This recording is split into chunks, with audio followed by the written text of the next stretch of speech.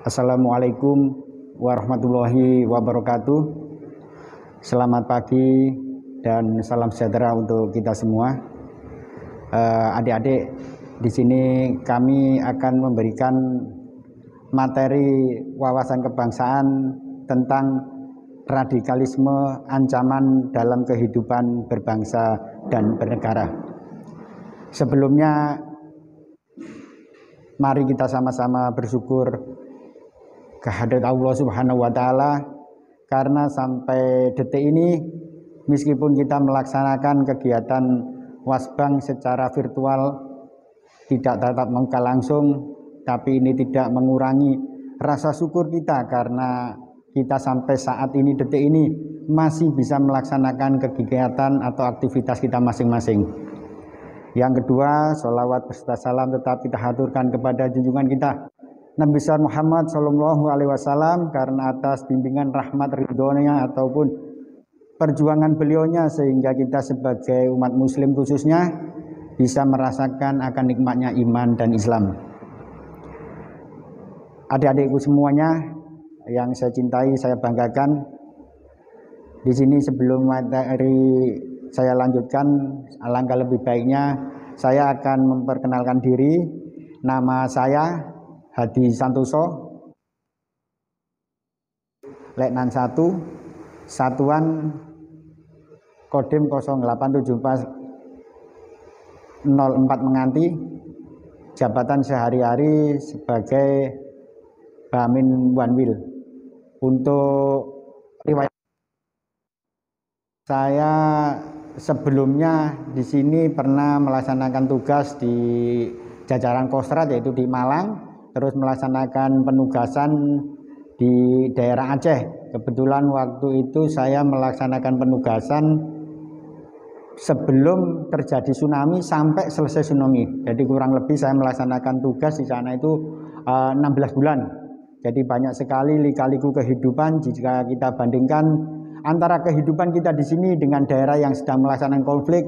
Alangkah lebih baiknya, lebih enaknya kita melaksanakan aktivitas adalah di daerah yang aman, tentram, bisa melaksanakan semua aktivitas secara normal. Ini saya sampaikan karena berkaitan juga dengan materi yang akan saya sampaikan. Karena suatu daerah, apalagi negara, kalau tidak aman, kita pun tidak akan bisa melaksanakan suatu kegiatan dengan tenang, baik kegiatan apapun. Karena saya sudah mengalami sendiri gimana rasanya daerah konflik itu. Jangankan kita untuk mencari istilahnya itu materi dalam arti penghasilan untuk yang sudah keluarga, yang sekolah, ini ilmu, kegiatan sehari-hari kita itu sangat terancam. Jadi mari sama-sama, saya di sini sebagai pemberi materi, meskipun kita tidak bertatap langsung, saya menyampaikan, mengingatkan, mendorong kepada generasi-generasi muda, tuntutlah ilmu, kejar ilmu sebanyak-banyaknya dimanapun kalian berada, tapi juga jangan lupa kita bekali diri kita dengan agama kita masing-masing. Seperti yang saya sampaikan, bahwasanya untuk materi kita adalah tentang radikalisme. Sebelum menginjak, saya ingatkan juga, ini semua lagi masa pandemi, ya. Jadi kita ingatkan, kita harus hadapi kenyataan ini semua sudah ketetapan ketentuan Allah Subhanahu wa Ta'ala. Jadi kita jangan menyerah, jangan takut, juga jangan takabur. Ini nyata, ini ada. Jadi kita harus hadapi ketentuan pelaksanaan protokol kesehatan yang sudah digembor-gemborkan oleh petugas. Mari sama-sama kita taati, kita aturi ataupun kita sampaikan untuk melaksanakan prokes itu juga semua untuk kebaikan kita semua. Jadi semua sekarang ini sudah terpapar, ya kan? Kita sudah berusaha, tapi luar biasa pandemi ini. Mudah-mudahan semua ini segera berakhir dan kita pun bisa melaksanakan aktivitas dengan normal. Menginjak untuk materi, yaitu tentang pengertian radikalisme. Paham atau aliran yang menginginkan perubahan atau pembaruan sosial politik dengan cara kekerasan secara drastis. Jadi di sini itu mengubah paham aliran yang sudah digodok ataupun dirumuskan. Contohnya di dalam negara kita ini adalah negara kesatuan Republik Indonesia yang berdasarkan Pancasila dan Undang-Undang Dasar 1945. Jadi ada sebagian atau sekelompok ataupun mungkin bentuk organisasi yang menginginkan adanya perubahan itu. Padahal kita tahu sendiri sejarahnya Indonesia itu berdiri itu gimana perjuangan daripada para pahlawan kita, ya kan, baik pahlawan yang istilahnya itu diketahui dalam arti sama negara diakui, ataupun ada pahlawan-pahlawan yang tanpa tanda jasa pada waktu itu yang mengorbankan jiwa dan raganya, ya kan, untuk kemerdekaan Indonesia. Ya, dalam bahasa Inggris radikal bisa berarti ekstrim, menyeluruh atau fanatik.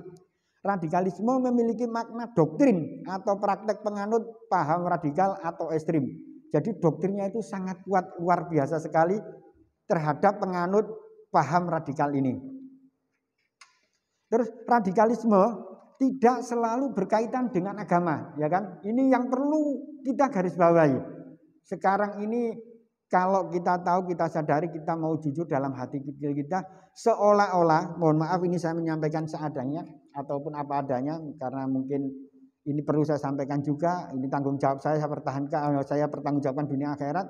Kalau di Indonesia, karena mayoritas agama Islam, jadi seolah-olah radikalisme itu selalu berkaitan dengan agama Islam. Padahal itu salah.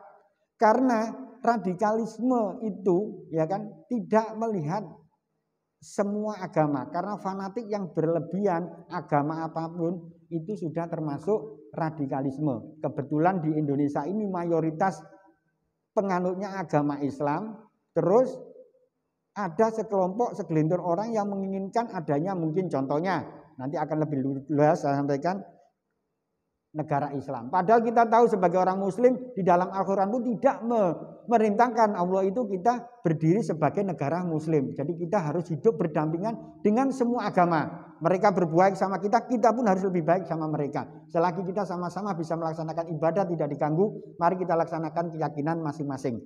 Ya. Terus radikalisme keagamaan menggunakan simbol atau ajaran agama dengan sistem justifikasi. Jadi betul-betul doktrinnya itu, mereka itu seolah-olah simbol agama itu dikemas sedemikian rapi. Jadi orang yang kurang memahami, sepintas kita melihat, kita itu akan tergoda. Padahal kita itu jelas sebagai contoh di dalam agama Islam, kita hidup dengan siapapun makhluk hidup, jangankan manusia, tumbuhan, binatang pun, perintah daripada agama kita harus saling menjaga, saling melindungi, apalagi dengan sesama manusia. Setiap agama ada yang radikal, ya kan? Ini pengertian radikalisme. Kenapa ini disampaikan setiap agama ada yang radikal? Jelas kita tahu, kalau di Indonesia tadi saya sampaikan karena mayoritas agama Islam, itu yang nampak seorang-orang agama Islam. Tapi di luar negeri kita tengok, contohnya kemarin itu di Selandia Baru, ada orang melaksanakan sholat Jumat di dalam masjid terus ditembaki. Itu salah satu bentuk radikalisme agama, keyakinan yang berlebihan. Jadi seolah-olah agama yang dia anut, memang kita harus punya keyakinan bahwa agama yang kita anut itu yang benar, yang betul. Tapi kita tidak boleh memaksakan keyakinan orang lain. Ya kan? Lakum dinukum waliyadin, ya kan? Di dalam Al-Qur'an dijelaskan seperti itu di surah Al-Kafirun. Ya, agamamu agamaku. Jadi kita pertanggungjawabkan antara kita dengan Tuhan itu masing-masing. Biarkan mereka, ya kan, kita nggak boleh mengganggu agamanya, mereka juga nggak boleh mengganggu agama kita. Kayak di Indonesia ini ada Pancasila, ini yang dirumuskan luar biasa sekali. Ya kan, kita tinggal menjaga, menindaklanjuti agar tetap kita bisa menjalankan kehidupan berbangsa dan bernegara di NKRI ini. Terus contohnya lagi di Spanyol juga ada, ya kan, ada masjid yang diteror, ya kan, seperti itu. Terus di mana ini yang terbaru kemarin itu di Myanmar. Ya, Myanmar itu salah satu contoh juga kan, orang Islam di situ ditindas, diusir. Itu salah satu bentuk contoh radikal setiap agama itu ada. Termasuk di India yang terbaru tuh kan, orang Muslim pembantaian. Seperti itu. Jadi saya mohon sebelum saya lanjutkan ini saya tekankan kepada generasi muda, khususnya adik-adik saya yang saya cintai, saya banggakan di SMA Sunan Giri ini. Mari kita sebagai generasi muda kita isi, ya kan? Kalian isi, cari ilmu pengetahuan yang baik-baiknya, ya kan? Kalau kalian sebagai seorang Muslim, tunjukkan bahwa Islam itu rahmatan lil alamin. Itu ajaran Kanjeng Nabi, ya kan? Kita tunjukkan, kalau ada orang berbuat seperti ini, kita gimana baiknya, ya kan? Kalau ada orang berbuat salah, mana yang baiknya? negara sudah mengatur, ya kan? Kita tidak boleh bergerak sendiri-sendiri, ya kan? Ada sesuatu hal yang melanggar, laporkan, ada petugas, ada yang berhak menghukum ataupun menindak. Terus saya menindaklanjuti lagi tentang radikalisme di dalam Islam ini karena kita di NKRI di Indonesia, jadi saya terangkan, saya sampaikan biar tahu sejarahnya. Radikalisme mulai menjadi fokus sejak insiden 11 September 2001, serangan WTC di Amerika Serikat.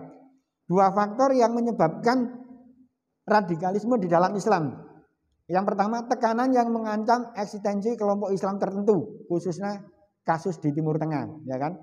Ini karena luar biasa sekali sampai detik ini, saat ini pun di Timur Tengah, saudara-saudara kita di sana itu perang saudara, ya kan? Sudah keyakinan masing-masing, kita nggak tahu mana yang benar, mana yang salah, tapi kenyataannya seperti itu. Sesama Muslim, sesama orang Islam kita saling berperang, ya kan? Pendapat yang kedua, pendapat yang menyatakan bahwa ideologi Islam sebagai alternatif terbaik yaitu dengan menerapkan sistem khilafah daripada demokrasi yang merupakan ciptaan manusia. Ya, ini penjabarannya luar biasa sekali, luas antara khilafah dan demokrasi, ya kan?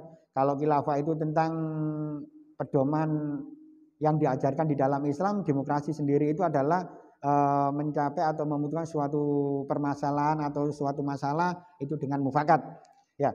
Jadi kalau di Indonesia karena kita ini terdiri dari 5 agama dan mungkin aliran kepercayaan, yang dianut di sini adalah sistem demokrasi. Ini sudah dirumuskan, sudah disepakati, jadi nggak usah diganggu gugat, tidak boleh.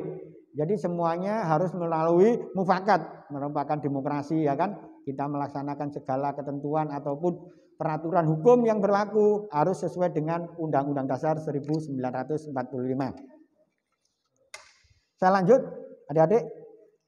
Untuk radikalisme Islam di Indonesia yang pertama pernah terjadi adalah berakar dari DITI NII, Penegakan Daulah Islam. Sudah jauh hal ini terjadi sebelum adanya kegiatan atau tragedi WTC. Pemberontakan DITI adalah penjagaan pesawat Garuda, pengeboman Candi Borobudur dan lain-lain. Pada saat Orde Baru, gerakan ini mengalami tekanan dan lari ke daerah Malaysia. Di Malaysia lalu mereka membentuk kelompok Jemaah Islamnya, melakukan konsolidasi serta mengirim para pemuda ke Pakistan dan ke Afghanistan, mendirikan kamp latihan dan pasca Orde Baru kembali ke Indonesia. Ya, ini luar biasa sekali, memang suatu keyakinan itu kalau tidak didasari dengan betul-betul keimanan ataupun ajaran-ajaran yang betul, siapapun bisa terpengaruh atau terjerumus kepada hal-hal yang sangat-sangat tidak baik dan bisa mencelakakan diri sendiri, keluarga maupun orang lain. Aktivitas kelompok radikal pasca Orde Baru. Jadi pasca Orde Baru itu adalah pasca kita sekarang ini, ya kan? Sekarang adalah zaman era-era reformasi keterbukaan, ya kan? Disampaikan di sini memanfaatkan situasi terbuka, ya, demokratisasi dengan situasi terbuka, memanfaatkan situasi di daerah konflik Ambon dan Poso, pengiriman logistik, personil dan sebaran ajaran radikal. Aksi kekerasan oleh personil Ternate, mantan Afghanistan dan Mindanao, ya, terkait situasi nasional di Poso dan di Ambon, bom Natal mau pada tahun 2000. Terus elemen utama gerakan adalah JI, NII, Kompak, Jundawo, ISIS. Itu elemen utama gerakan mereka. Terus saya lanjutkan di sini, siapa mereka pelaku radikalisme itu? Jadi saya sampaikan di sini biar kita tahu bahwa mereka ini bukanlah penjahat murni. Ya, mereka melakukan dengan keyakinan sebagai ibadah. Mereka adalah orang yang ingin berbuat kepada Tuhan. Ya. Artinya gimana? Mereka bukanlah penjahat murni dalam arti mereka bukan perampok, mereka bukan pencuri, mereka itu bukan istilahnya itu pemain judi, ya kan, penzina, maaf, ya kan. Mereka tahu sebetulnya hal itu jelas dilarang, tapi mereka tersusupi oleh keyakinan seolah-olah, bukan seolah-olah. Jadi di dalam keyakinannya itu meskipun sesama agama Islam, kalau mereka tidak mengikuti alirannya itu salah. Ya, ini yang perlu kita garis bawahi. Jadi pandangan mereka cuma alirannya dia yang betul, ya kan? Seperti itu. Jadi sesama Islam meskipun kita la ilaha illallah Muhammadur Rasulullah sebagai orang Islam, Ya, mereka kalau tidak mengikuti organisasinya itu sama saja katanya kafir. Jadi luar biasa sekali ya kan. Jadi mereka itu berbuat yang menurut dia kita tahu sendiri melaksanakan sampai bom bunuh diri. Kita tahu melukai orang jangankan sesama muslim. Selain agama pun membunuh orang yang tidak bersalah ya kan sama saja dengan membunuh seluruh manusia. Itu ada di dalam Al-Qur'an yang kita yakini sebagai orang Islam. Jadi adik-adik sekalian, kalian generasi muda, tolong hati-hati dalam bergaul, dalam menyikapi situasi sekarang ini. Ya, mana yang baik, mana yang jelek, kalian sudah bisa memilah-milah. Kalau tidak tahu, kurang mengerti, cari informasi. Ada guru kalian, baik guru di sekolah, guru agama maupun kepada orang tua. Mereka akan memberi wawasan, penjelasan, dan pengertian.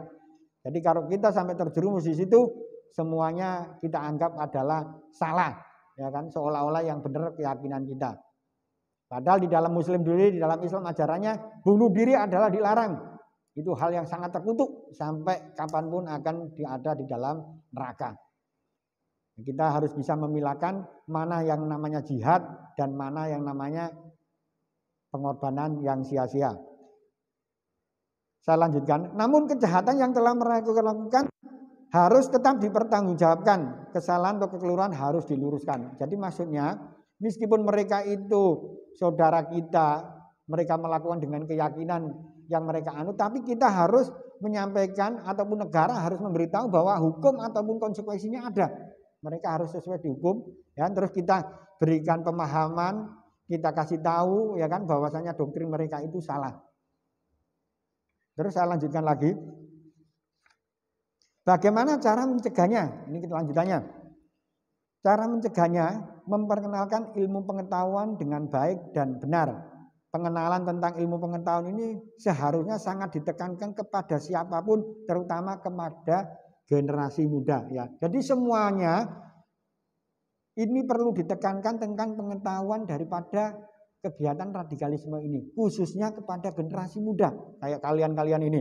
Ya, kalian harus dibekali betul ilmu pengetahuan tentang radikalisme ini. Jangan sampai kalian terpapar, jangan sampai kalian terhasut, akhirnya terjerumus. Kalian adalah generasi-generasi penerus bangsa, di mana nanti di pundak-pundak kalian lah bangsa dan negara ini akan dipertaruhkan, akan dititipkan. Ya kan, kita sebagai generasi tua mendorong, memberi wawasan, pengetahuan dalam arti yang kita tahu. Kita doakan semoga ke depan bangsa negara kita ini semakin jaya dan kita dalam kesatuan NKRI untuk selama-lamanya. Terus yang kedua, memahami ataupun memahamkan ilmu pengetahuan dengan baik dan benar, dengan memberikan pemahaman ilmu pengetahuan yang baik, baik ilmu agama maupun ilmu umum, maka sudah tercapai kekokohan pemikiran yang dimiliki akan semakin kuat. Ya, jadi saya ingatkan di sini baik petugas ataupun pemerintah ataupun guru, sama-sama kita memberikan pengetahuan ilmu umum dan ilmu agama agar generasi-generasi muda ini menerima pemikiran yang dimiliki semakin kuat dan semakin kokoh. Nah, saya lanjut. Ini tentang radikalisme di sekolah. Yang ada contohnya kayak di depan saya sekarang ini, adik-adik, adalah kita sekarang berada di lingkungan sekolah. Contoh untuk radikalisme di sekolah. Yang pertama, melakukan tindakan atau perbuatan yang bertentangan dengan Pancasila. Salah satu contoh apa? Ya mungkin kalau kita tatap muka langsung bisa, mungkin saya untuk bisa tebak-tebakan. Cuma karena di sini kita secara offline ini, jadi saya sampaikan langsung. Contohnya adalah tidak mengikuti upacara bendera. Ya, memang seperti yang saya sampaikan tadi, suatu ajaran radikal ini kalau sudah kita tersusupi, kita termakan, itu seolah-olah upacara bendera itu mereka katakan adalah suatu kegiatan yang syirik, ya kan, haram katanya bendera.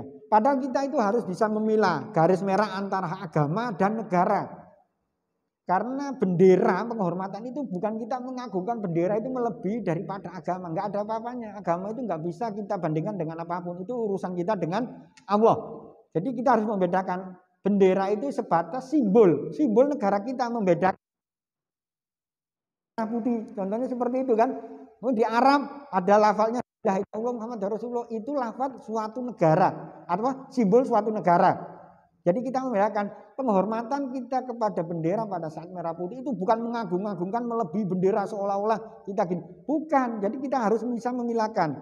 Garis merahnya beda. Ini untuk agama, ya kan? Sebelahnya lagi kita untuk hidup berbangsa. Simbol saja kita negara kesatuan Republik Indonesia. Di Indonesia saja banyak bermacam-macam bendera. Tiap organisasi punya bendera, betul nggak? Jangankan organisasi, sepak bola punya bendera. Jadi kita harus bisa memilah-milahkan, ya kan? Tapi kalau soal agama itu sudah urusan kita dengan Allah. Ajarannya apa? Kita patokannya Al-Quran sama hadis. Jadi seperti itu. Kita harus bisa memilah-milahkan, memberi pengertian. Kalaupun kalian nanti, oh kok bilang kamu bendera, ini kamu syirik, penuhan. Loh tidak. Nah, kita sebatas hormat ya sudah, nggak ada ikatan apa-apa. Itu bendera kita hargai. Dulu itu mau mengibarkan bendera itu perjuangannya luar biasa. Ya kan, harta, nyawa, semuanya dikorbankan untuk para pahlawan kita, ya kan. Seperti itu. Terus yang berikutnya, melarang segala bentuk kegiatan keagamaan. Maksudnya adalah itu tadi, kalau tidak sealiran kegiatan agama, contohnya misalnya karena tidak sealiran, di dalam alirannya itu tidak ada kegiatan, mungkin kita istighosah atau mungkin kita tahlil, misalnya contoh ini ya kan, itu dilarang karena tidak ada di dalam organisasi dia. Ya itulah paham-paham yang namanya radikal, fanatik, melarang. Jadi soal benar tidaknya, diterima tidaknya itu urusan Allah. Kalau dipikir contohnya ya, kita tidak mendirikan suatu ajaran tertentu di dalam Islam. Tahlil, sebagai contoh, maaf. Ini ada yang pro, ada yang enggak. Ya silakan, yang pro kita laksanakan. Kalau dipikir ya kan, kita di situ membaca, ngirim doa, ya kan. Soal diterima tidak, itu urusan kita dengan Allah. Yang penting kita sudah berusaha, daripada kita nongkrong di warung kopi, ngobrol, rasani orang. Mana yang ada kehidupannya, ada hikmahnya, ada kebaikannya. Jelas tahlil, ya kan di situ. Ya, karena kita di situ mengirim doa untuk leluhur kita pun nanti kalau meninggal juga minta doa kiriman. Karena kita tahu kalau kita orang sudah meninggal ada 3 hal. Ya mohon maaf saya tidak mengajari tentang agama, saya sendiri kurang paham ataupun kurang masih dangkal. Saya cuma berbagi yang sedikit saya tahu. Ya kan, salah satunya anak yang soleh, ya kan, ilmu yang bermanfaat, ya kan, amal jariah. Ya anak yang soleh itu salah satu mendoakan tidak harus anak yang soleh itu bukan anak kandung. Kalau anak kandung saja berarti Tuhan nggak ada dong. Kenapa saya bilang gitu? Karena kan ada orang yang mohon maaf, ada mungkin kalau kalian tahu di lingkungan tidak diberi keturunan. Jadi cobaan ujiannya mereka.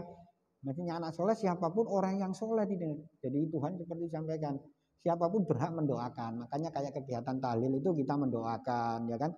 Soal diterima enggak itu urusannya kita sama Allah. Terus yang ketiga, melawan sama guru. Ini jangankan agama, ya kan, yang mungkin ini karena ini pahamnya radikal saya sampaikan. Ini di dalam aturan sekolah pun sudah nggak boleh, sangat fatal, ya. Adik-adik, saya minta tolong ini betul-betul penekan, jangan sampai kalian melawan sama guru, nggak boleh. Apapun alasannya nggak boleh. Kita tahu ya kan, zaman sekarang. Kalau dulu zamannya saya boro-boro mau melawan, kita di dalam ruangan lagi ngobrol sama teman, tahu-tahu Pak Guru sudah datang, letok suara seperti itu, langsung diem. Itulah luar biasanya dulu. Tapi zamannya sekarang sudah berubah. Tapi kita nggak usah melihat ke sana. Kita lihat yang di depan, kita perbaiki akhlak kita, ya kan? Seperti agama mengajarkan taatlah kepada orang tua, kepada guru, ya kalian terapkan. Ya. Nggak usah kalian bergembar-gembar seperti ini.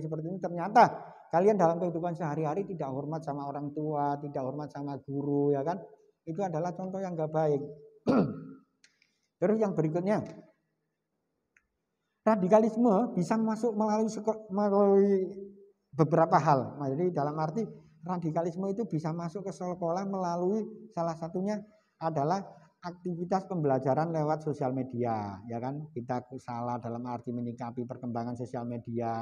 Kita ikuti, kita pilih-pilih, terus melalui buku pelajaran yang diduga memuat konten intoleransi, melalui pengaruh intervensi alumni dalam kegiatan kesiswaan di sekolah. Bagaimana cara mencegahnya hal ini biar nggak terjadi di lingkungan sekolah kita? Peran guru harus mentransformasikan dirinya menjadi pendidik yang benar-benar mendidik, ya kan? Pendidikan yang tak lepas dari misi kebangsaan, mencerdaskan kehidupan berbangsa. Semua guru mata pelajaran harus diberikan wawasan kebangsaan yang baik. Guru adalah role model bagi siswa. bagaimana nilai-nilai kebangsaan bisa diwujudkan oleh siswa jika role modelnya saja justru menampakkan atau memperlihatkan sebaliknya. Jadi di sini betul-betul peran seorang guru itu sangat luar biasa. Makanya saya mohon kepada adik-adik, hargai Bapak Ibu guru kalian. Karena mereka di samping Bapak Ibu guru kalian, salah satunya adalah apa yang mereka sampaikan kepada kalian akan dipertanggungjawabkan dunia akhirat. Yang kedua, pembentukan karakter. Siswa mempunyai keterampilan, praktek pembelajaran yang menarik, kreatif, berpikir kritis, dan berpusat pada siswa. Terus mempunyai wawasan kebangsaan dan pendidikan agama. Ya, di sini kalau adik-adik punya keterampilan perorangan, punya keterampilan masing-masing, kembangkan. Ya kan, baca puisi, baca yang muslim, baca Al-Quran, ya kan, yang hobi olahraga bela diri, itu kembangkan. Itu adalah salah satu sisi positif yang harus kita tanamkan, kita perjuangkan, kita bina, ya kan. Terus wawasan kebangsaan seperti contohnya yang kami sampaikan ini dari jajaran Koramil, memberikan wawasan pengertian tentang wawasan kebangsaan. Terus yang keempat, pendidikan agama. Sangat mutlak sekali pendidikan agama ini, karena agama apapun itu pasti kita diajari yang baik-baik, ya kan. Bukan berarti semua agama sama, tidak. Agama beda-beda, jadi jangan kalian samakan. Jadi nanti soal agama itu ajaran ataupun pengertiannya itu benar menurut keyakinan masing-masing, tidak boleh kita saling mengejek ataupun saling membandingkan. Urusannya adalah hablum minallah, kita sama Tuhan. Terus yang berikutnya, bagaimana cara mencegahnya? Berperan aktif dalam melaporkan terorisme dan radikalisme, melaporkan kepada pihak-pihak yang memiliki kewenangan apabila muncul pemahaman radikalisme dan tindakan terorisme, baik itu secara ataupun baik itu skala kecil maupun skala besar. Contohnya pemahaman keagamaan masyarakat yang menimbulkan keresahan di masyarakat, agar berkonsentrasi dengan tokoh agama dan tokoh masyarakat, sehingga tokoh agama maupun tokoh masyarakat itu bisa mengambil tindakan pencegahan lebih awal dan melakukan diskusi dengan pihak terkait lainnya untuk mencegah berkembangnya paham tersebut. Ya, contoh yang saya sampaikan tadi itu, ini dijelaskan di sini. Contohnya seperti itu. Misalnya ada pemahaman yang nggak sesuai di alirannya, ya kan? Terus disalahkan ataupun mereka mengadakan suatu organisasi yang beda dengan yang lainnya, yang kalau tidak sealirannya itu salah. Itu segera adik-adik kalau mungkin menemui di lingkungannya itu jangan bertindak sendiri, maksudnya langsung menurut adik-adik benar, langsung adik-adik bertindak membubarkan, itu nggak boleh juga. Jadi adik-adik yang di depan saya mungkin secara virtual juga saya sampaikan, kalian laporan, di situ ada Pak RT, tokoh agama, tokoh masyarakat, nanti yang menindaki mereka. Betul enggak? Jadi semua berita, semua apa yang terjadi itu jangan langsung kita itu memfitnah, menyalahkan, membenarkan. Kita lihat dulu. Jadi adik-adik sekedar, oh tahu ada hal kok sekiranya meresahkan lingkungan saya, laporkan, ya kan? Laporkan kepada pihak berwajib. Kalau di sekolahan adik-adik lapor kepada guru, Bapak Ibu guru disampaikan di situ, ini ada teman gini-gini, nyampaikan kalau kejadiannya ataupun gerakannya aneh-aneh, ya kan? Terus yang berikutnya, meningkatkan pemahaman akan hidup kebersamaan. Ini saya sampaikan. Dengan terus mempelajari dan memahami tentang arti hidup bersama dalam bermasyarakat, bahkan bernegara yang penuh dengan keberagaman seperti negara Indonesia, sehingga muncul sikap toleransi, solidaritas, serta mentaati semua ketentuan peraturan yang berlaku di masyarakat dan negara Indonesia. Dengan demikian tidak akan ada pihak-pihak yang merasa dirugikan karena masing-masing sudah memahami akan hidup secara bersama-sama berdasarkan ketentuan-ketentuan yang telah ditetapkan di tengah-tengah masyarakat dan negara. Menyaring informasi yang didapatkan, ya, informasi yang dapat itu baik yang melalui media massa maupun media online, tidak selamanya benar dan harus diikuti. Ya, saya ulangi, tidak selamanya berita itu benar dan harus diikuti. Terlebih dengan adanya kemajuan teknologi seperti sekarang ini. Terus yang berikutnya, ikut aktif mensosialisasikan terorisme dan radikalisme. Bukan berarti kita mengajak untuk menyebarkan pemahaman radikalisme dan tindakan terorisme, namun mensosialisasikan tentang apa itu sebenarnya terorisme dan radikalisme, sehingga nanti orang akan mengerti tentang arti sebenarnya daripada terorisme dan radikalisme, bahaya dan dampaknya. Karena kedua hal tersebut sangat berbahaya bagi kehidupan berbangsa dan bernegara. Itu beberapa hal yang saya sampaikan tentang paham radikalisme. Sebelum saya akhiri di sini, saya sampaikan kesimpulannya adalah mari sama-sama kegiatan Wasbang ini kita bisa ambil kesimpulan agar dapat terciptanya Indonesia yang bebas dari cengkraman radikalisme, ekstremisme, dan terorisme. Semua pihak meliputi eksekutif, legislatif, yudikatif, media, masyarakat, termasuk generasi muda ini khususnya, kita harus bersinergi yang kuat, membuat program atau terobosan yang menyentuh kepada sendi-sendi kehidupan serta implementasinya program yang terus-menerus dan berkesinambungan dengan sasaran untuk penghapusan atau mematikan paham radikalisme individu, kelompok, narasi, infrastruktur, dan tindakan atau perbuatannya. Saya kira itu yang bisa saya sampaikan. Mohon maaf apabila dalam kegiatan virtual ini mungkin ada kata-kata ataupun mungkin ada penyampaian yang kurang jelas atau kurang berkenan. Mudah-mudahan apa yang saya sampaikan bermanfaat bagi adik-adik semuanya, ya kan? Jangan berkecil hati, tetaplah belajar dan membaca, ya kan? Kita tahu bahwasanya perintah Tuhan di situ salah satunya adalah Iqra, bacalah. Jadi bacalah semua tentang ilmu pengetahuan, tapi kita juga harus bisa memilah-milah mana yang benar dan mana yang salah. Sekali lagi sebelum saya akhiri, di masa pandemi ini mari sama-sama kita saling menjaga menerapkan protokol kesehatan. Jangan takut, juga jangan terlalu takabur. Ini ada, ini nyata, ini harus kita hadapi. Ya kan? Yang penting kita sudah berusaha, berdoa. Setelah itu selanjutnya kita tawakal, kita pasrahkan kepada Allah Subhanahu wa taala. Sekali lagi kurang lebihnya mohon maaf. Billahi taufiq wal hidayah. Wassalamualaikum warahmatullahi wabarakatuh. Selamat pagi.